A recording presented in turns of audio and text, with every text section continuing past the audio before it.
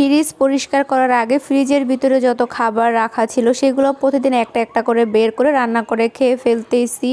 বাইরে বৃষ্টি, এই ঠান্ডা পরিবেশের ভিতরে যত ঝামেলার খাবার আছে ওইগুলোই খেয়ে ফেলানো ভালো। অনেক দিন ধরে রেখে দেয়া খাবার ফ্রিজের বরফের জন্য দেখাই যাচ্ছিল না, অবশেষে সেটাকে বের করে আজকে রান্না করে খেলাম। সো হ্যালো এভরিওয়ান, আসসালামু আলাইকুম। সবাই কেমন আছেন? আশা করি ভালো আছেন। আলহামদুলিল্লাহ আমরাও ভালো আছি। রাতে রান্নাটা করে নিয়েছি। আজকে 2 দিন যাবত তো ভালোই বৃষ্টি হচ্ছে, কোনোভাবেই থামতেছিল না। গতকালকের তুলনায় আজকে একটু বৃষ্টির পরিমাণ কম, তবুও একটু ঠান্ডা ঠান্ডা ভাব আছে।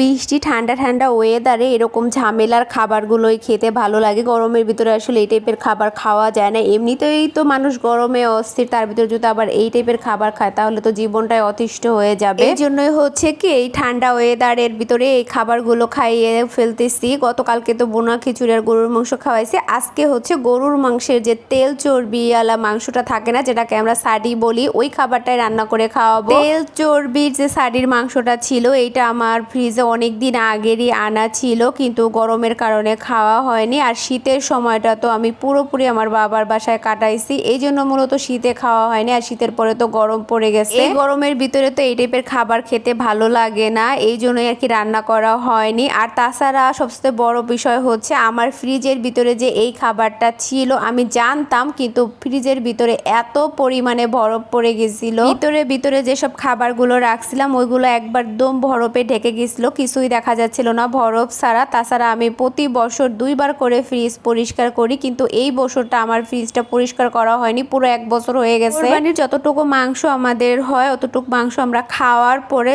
পুরোপুরি ফ্রিজটা ধুয়ে পরিষ্কার করে আবার নতুন করে সবকিছু এনে রাখি। গত বছরের কোরবানি ঈদের পর থেকে এই বছরের ফেব্রুয়ারি মাসের অর্ধেক পর্যন্ত আমি আমার বাবার বাড়িতেই বেশি একটা সময় যাওয়া আহা হয়েছে, লং টাইম থাকা পড়ছে, এই জন্য বাসায় আসলে ফ্রিজটা ওইভাবে পরিষ্কার করা হয়নি। বাসায় আসার পরে ফ্রিজটা ধুবো করেও প্রায় 5-6 মাস হয়ে গেল। তাছাড়া বাসা পাল্টাবো, সবকিছু মিলিয়ে জিলিয়ে আসলে এই বছরটা ফ্রিজটা ঠিক মতো ধোয়া হয়নি। তো এখন যেহেতু ফ্রিজ আমি ধুবো, ফ্রিজের ভিতরে যা কিছু আছে ওইগুলো হচ্ছে এখন একটা একটা করে বের করে খেয়ে ফেলতেছি। ফ্রিজটা ধোয়ার পরে হচ্ছে বাজার উঠাবো, এখন পর্যন্ত এই সপ্তাহের বাজার উঠাইনি, এই জন্য আসলে ভাবতেছিলাম যে আজকে কি রান্না করব। গতকালকে তো খিচুড়ি রান্না করে খাওয়াইছি, এই জন্য হঠাৎ করে ভাবতে মনে পড়ছে যে ফ্রিজের ভিতরে তো এরকম সাডি তেল চর্বি মাংসটা আছে, ওইটাই বের করে ভুনা করে দিই, ঠান্ডার ভিতরে খাওয়া হয়ে যাবে। যে কথা সেই কাজ, সাথে সাথে ফ্রিজ থেকে অনেক কষ্ট করে টেনে টুনে বের করে ভিজিয়ে রাখছিলাম। তো এখন রাত্রিবেলা আমি রান্না করতেছি। আর এই তেল চর্বি সাডির মাংসটা হচ্ছে আমি পাতাকপি দিয়ে রান্না করব। শীতের সিজনে আমি পাতাকপিও ফ্রোজেন করে রেখে দিছিলাম। আমাদের বাসায় প্রতি বছর এই তেল চর্বি সাডির মাংসটা কোরবানির ঈদের ভিতরে আলাদাভাবে রেখে দেওয়া হয়, শীতের সময় হচ্ছে পাতাকপি দিয়ে খাওয়ার জন্য। তো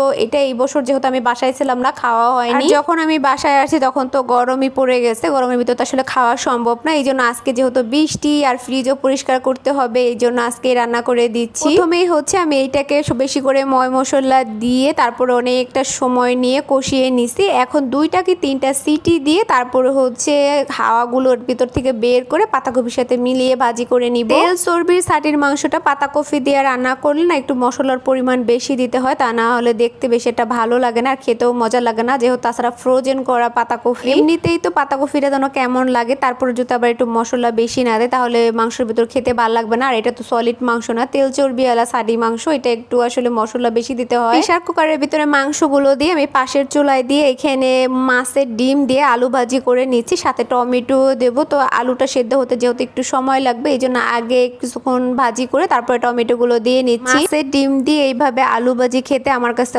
অনেক ভালো লাগে। আমি যখন আমার বাবার বাড়িতে যাই তখন তো আমার বাবা অনেক বড় বড় মাছ কিনে নিয়ে আসে, যেহেতু আমি অনেক বড় মাছ পছন্দ করি আর ডিম আলা, তো ওই ডিমটা দিয়ে আমার মা এইভাবে আলু ভাজি করে খাওয়ায়। বিশ্বাস করেন খাবারটা এত মজা হয়। যদিও আমার এই ভাজিটা আমার মায়ের মতো হবে না, মায়ের হাতের স্বাদটা আসলেও অতুলনীয়। ভাজিটা হয়ে গেছে, একটু ভাজা ভাজা বেশি করে নিছে, এখন ধনিয়া পাতা দিয়ে নামিয়ে নেব। আর এদিকে আমার প্রেসার কুকারের ভিতরে হচ্ছে সাডির মাংসটাও সেদ্ধ হয়ে গেছে। তো পাতাকপিগুলো আগে থেকে ফ্রিজ থেকে বের করে এর ভিতরে যে পানিটা ছিল ওইটা চিপড়ে ফেলে দিয়ে কড়াইয়ের ভিতরে আমি মাংস রান্না করছি ওই কড়াইয়ের ভিতরে নিয়ে নিছিলাম। এরপরে প্রেসার কুকারের থেকে সব সবটা মাংস আমি এর ভিতরে দিয়ে দিছি। এখানে যতটুকু পরিমাণে পানি আছে এই পানিটা দিয়ে এই তরকারিটা পুরোপুরি রান্না করা হয়ে যাবে। অনেকটা সময় নিয়ে ঝোলের পানিটা শুকিয়ে মাংস দিয়ে পাতাকপির তরকারিটা আমি রান্না করে নিলাম। দেখেন কত সুন্দর আসছে। উপর দিয়ে একটু ভাজা জিরের গুঁড়ো দিয়ে নাড়াচাড়া দিয়ে নামিয়ে নিব। দেখতে কেমন হয়েছে সবাই কমেন্টে জানাবেন। ভালো থাকবেন। আজকের ভিডিওটা এই পর্যন্ত। ভিডিওটা যারা